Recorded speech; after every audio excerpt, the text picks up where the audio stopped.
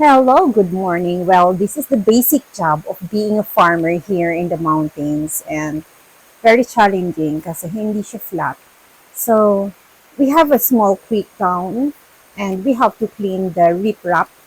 Yan, lilinisan natin yung na-riprap na ganyan. Tanggalin natin yung mga damo. Yan.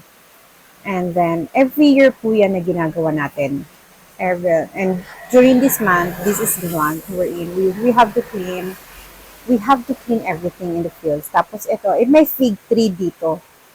Fig tree na tumubo dyan. Magkakatabi yan, tatlo. Tatlo yan na magkakatabi. Fig tree yan. At meron pa sa taas yan. So, during summer, na talagang everything is dried, no water talaga na nag-overflow dyan. Doon sa baba nitong fig tree na to, may portion na may tubig, wherein doon lang sila naglalaba, mga kapitbahay ko. And na-prepare na namin yung punlaan ng palay. So, ready na ihagis yung mga punlang palay at this time. So, no worries again.